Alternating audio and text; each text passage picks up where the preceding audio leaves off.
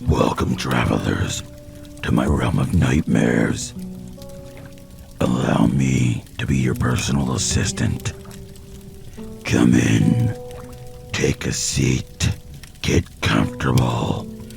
For when you step into my realm, there's no stepping out.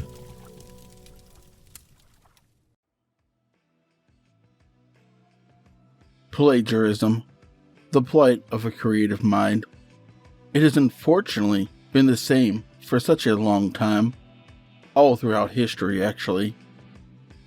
There are those whose genius is so great that it is simply too difficult to ignore, and there are those who claim that genius as their own, the leeches of a brilliant mind. No matter the format that the art chooses to take, be it literature, film, paintings, or music, the simple fact is that no matter what, there will always be a thief lurking in the shadows, watching and waiting, ready to pounce, to steal the literal idea straight from the unsuspecting consciousness, and it is without surprise that my story is no different. To say that I am a master of my craft would be an understatement. My art takes many shapes, but it is also meticulous. I take pride in my form, especially my attention to details, to all those little things which most may miss, and it is that what separates me from my peers. Within my thread, they are nothing but children. Within my wake, they stare upon a god. And I suppose it is this that attracted the plebeians to my mark. They came, they scurried, and they claimed that which was not rightfully theirs. They basked within a glory which was not their own, and they wrapped themselves so beautifully within my name. From on top of their high towers, the husks relayed the news so peacefully to the ignorant masses. They relished within the glory detail, and they screamed upon the land, announcing from one person to the next, from one thief to another, that finally, after all this time, the archangel had been found. But I had not been found. They had not managed to locate me. Not even after I had knifed that couple in Newcastle. I had literally cut them to pieces in the middle of a park during broad daylight on a Saturday afternoon. And even though they had screamed like pigs being butchered, they had not found me. They had not found me after I burnt that old man alive on the streets of Brighton. I had poured petrol over him and set him ablaze and watched as his skin melted from his face, and still, they had not found me. I had strangled, I had sliced, I had severed, and I had decapitated. I had even consumed, and yet, they still hadn't found me. The problem, however, was not my actions. That was sound. The problem could not be me. So clearly, the problem was them, the crazies. Each and every time someone else came forward and confessed to my hand, they literally scurried from the woodwork, ready to take the prize, which should have been rightfully mine. They admitted, they detailed, and eventually they made the news. They trended, they were talked about, they were immortalized, and yet, here I was, still not found.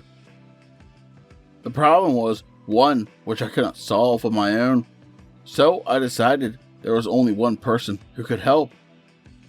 I took a seat at the breakfast table across from her, patiently waiting for her eyes to meet mine. After a few seconds, she met my gaze and responded with a smile. "What's the matter, baby?" "It's my art, Mama. Nobody is listening." The sympathy within her eyes was almost instant. "Oh, baby, these things take a little practice. Picasso was ahead of his time. Van Gogh was not appreciated until after his death.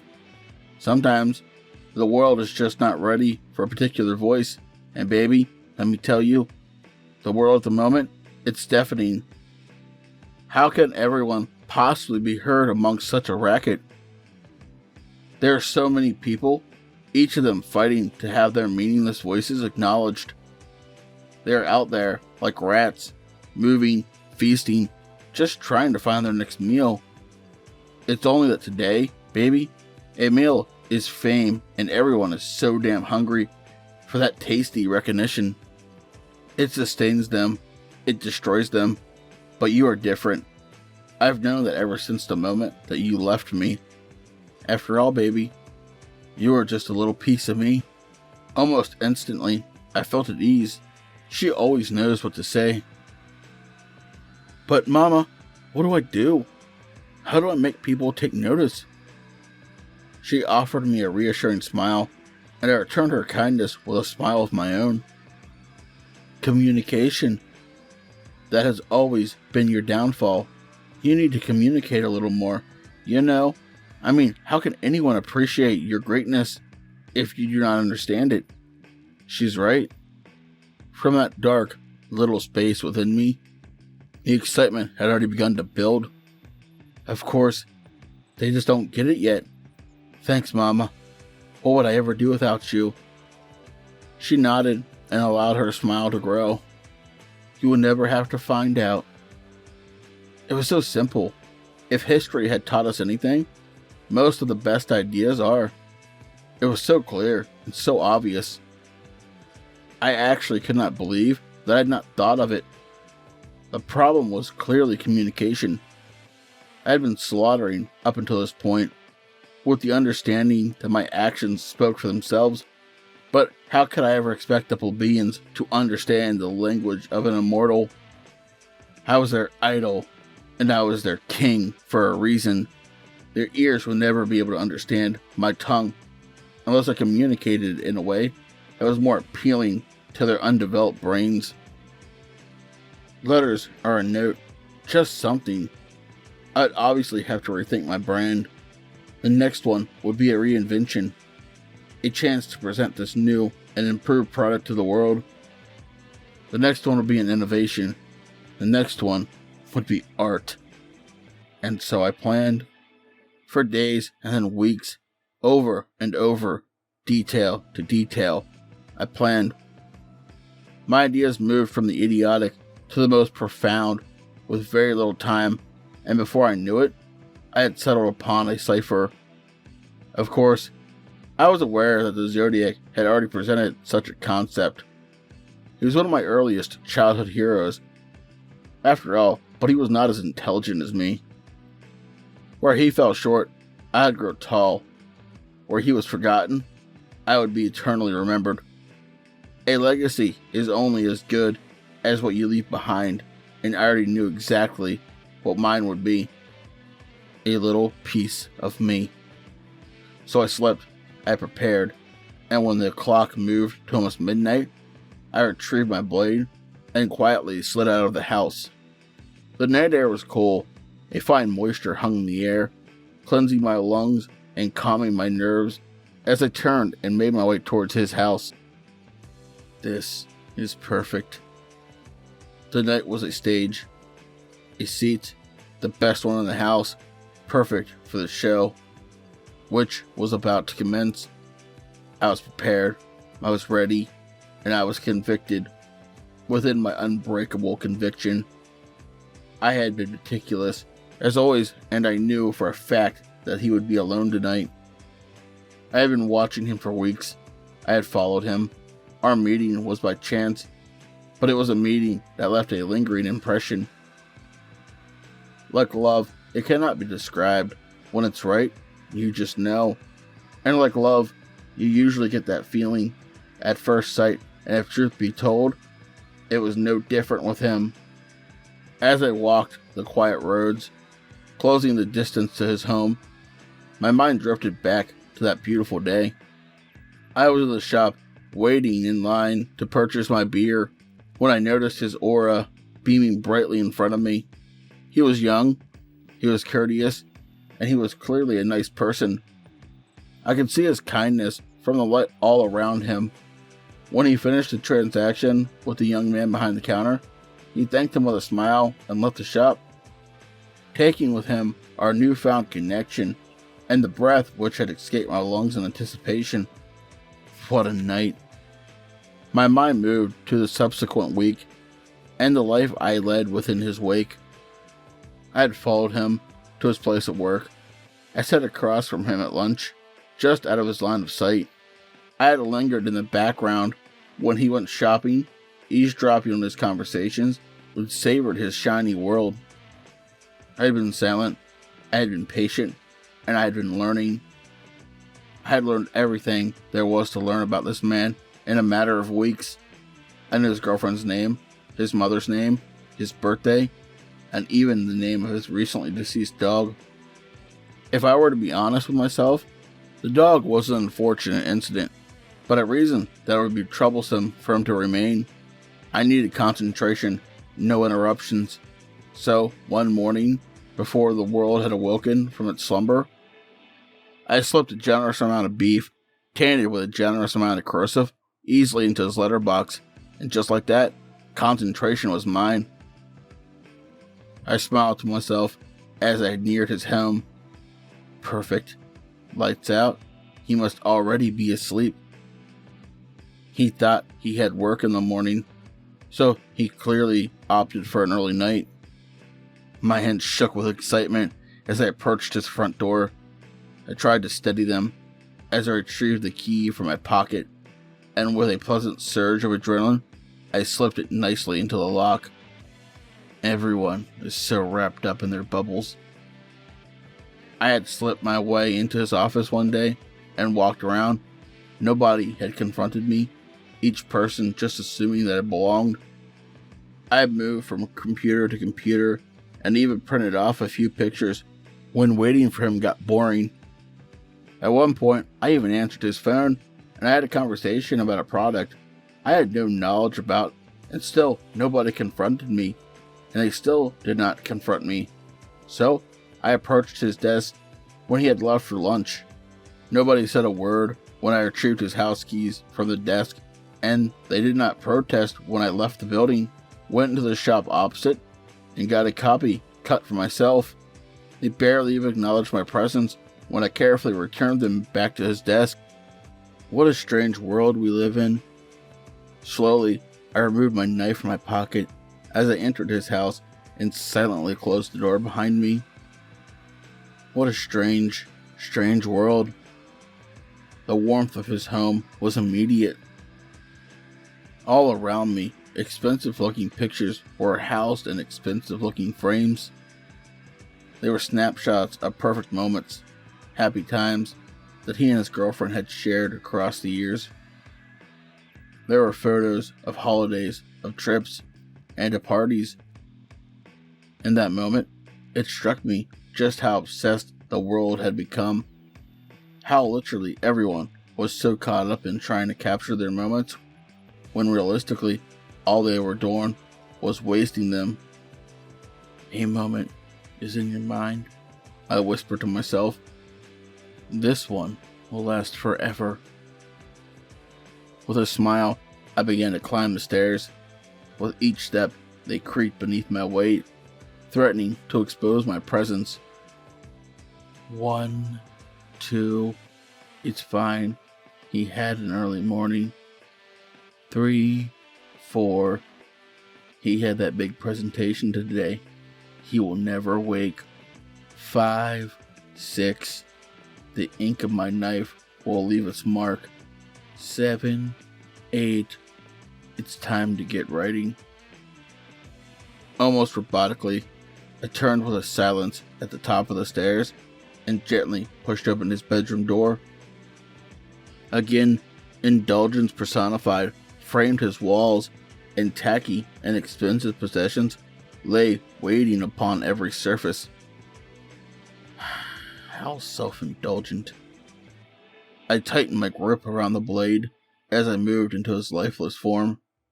As I neared, I paused and took a second to watch as he slept. You have no idea how important you are. He barely moved, as the words left my lips. You will be my masterpiece. Quietly, I moved into the bed and climbed on top, just above him. As I did, he sensed the weight of my movement and quickly awoke with a painful shock within his eyes. I, however, was far too quick. From my position above, I forced my weight down, trapping him beneath my stocky build as he desperately began flailing his arms. He wanted to scream, but I had already covered his mouth with one of my hands. Shh, I reassured him. Don't be scared. You have nothing to fear from me. I come tonight bearing gifts, specifically the gift of immortality. After tonight, you will live forever upon the lips of the people. By proxy of my brilliance, your name will never be forgotten. His eyes moved wider into a silent scream as I brought the knife to light. With just an expression, he pleaded, he begged, he cried, and he tried to reason, but the expression was far too quiet. In comparison, it was washed clean from the earth by the burning desire from within me. It was muted, and it was eradicated, and it was pushed aside by the world which quickly manifested itself within my mind. I smiled as I allowed it to form. Legacy. Slowly, I brought my pin down upon him. It sank slowly and quite easily into the delicate flesh of his neck.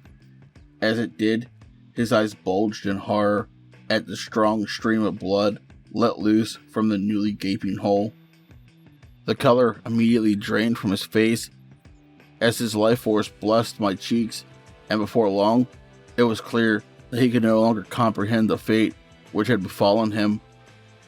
On instinct, he began to weakly flop around below my weight, one last attempt at self-preservation, but my will held firm, pinning him clear to the mattress as I forced the blade further into his open and waiting throat. A thick noise of air against blood began to gargle from his neck as he fought for his last few breaths, and after an eternity of perfection, the fleeting moment had passed a little too soon for my liking. He is gone. Slowly, I pulled myself up from the mattress to drink in the masterpiece I had created, but never forgotten. I left a cipher over his body, and just as quickly as I entered his home, I was gone. That night, I had the best sleep I had ever had. I was comfortable, I was content, and I felt a peace that I never felt within my entire life. When I awoke the next morning, I quickly hurried towards the television with a childish glee, eager to see if my work had finally, after so many years, received the recognition it so truly deserved. Nothing. The hard husk had very little to report. War, disease, hunger, unthinkable atrocities. Who cares? On every channel, on every tasteless mouth, my name was nowhere to be heard. Give it time. It will take time. So I waited. I waited another day. Nothing. I waited another day. Again, nothing. And then a third. Still nothing. Just when I was beginning to grow impatient, on the fourth day, a news report caught my eye. Finally. They had found him, just as I hoped, in the perfect position that I had left him in. They had entered his home for a welfare check, and soon discovered the beautiful site I had made for them. They had even mentioned the cipher found at the scene. As they continued on with their report, a bright and warm feeling of completeness began to course pleasantly throughout my big frame. Finally, they are beginning to see. Unfortunately, the feeling didn't last. As the pathetic creatures continued to tell a story, their understanding began to differ from my meaning. All of a sudden, the word copycat was used, and before I knew it, they began to talk about the Zodiac. No, this cannot be.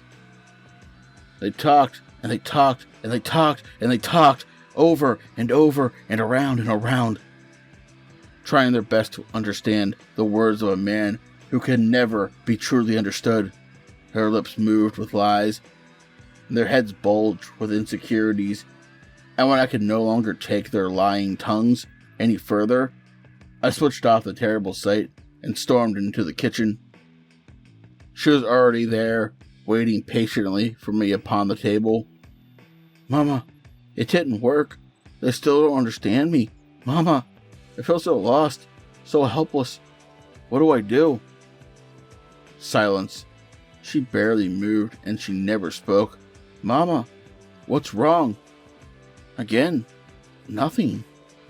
Without concern, I moved forward and retrieved the head from the table, slowly sliding my arm through the torn hole at the bottom, up until my hand made contact with the teeth inside of her mouth. Slowly, my hand moved and she began to speak. "Oh, baby, I'm so sorry to hear that." A tear began to move across my eyes. "I don't know what to do. How will anyone take notice of me? How will anyone talk about me, remember me, when they fail to give me the credit I deserve? I just don't know what to do anymore." With a careful movement of my hand, she offered a smile. "I have an idea, baby." Thank God. My lips trembled slightly in anticipation, and after what felt like an eternity, she finally began to speak. "How about something a little more, a little more dramatic?" The confusion moved across my face, and, like always, she noticed. "Baby, grab Mama a pen and paper, will you? Like a good son." I moved towards the dresser across from me and quickly retrieved a pen. Next, I pulled some towels from the roll and set it firmly down on the table. "Let Mama use your hand for a second." With a speed, she began to draw, her swift movements creating the final masterpiece that I so desperately craved. And then, after a few seconds, she was done. "Take a look. It's all there for you to see." My eyes settled upon the paper as a smile crept across my lips. "A bomb, Mama?" "Yes, baby, a bomb." She nodded, her hand as a realization set within me. Yes, it all makes sense now. I've been trying for so long to get people to take notice of me. I have been creative, I've been intelligent, and I've been an artist within my craft, but I was always doomed to speak in a way that the simpletons would never understand. She told me to be a little more persuasive with my communication, but it was only now that I truly realized what Mama had been trying to tell me. "Yes, baby, let me hear you say it.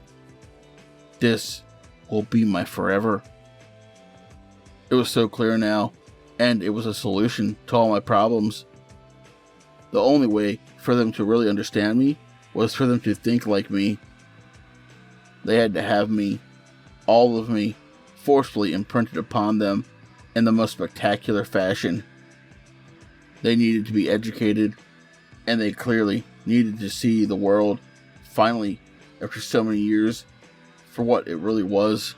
They needed to know how special I was, and they would only ever see that with my help. And how will they do that, baby? A smile spread across my lips. With little pieces of me.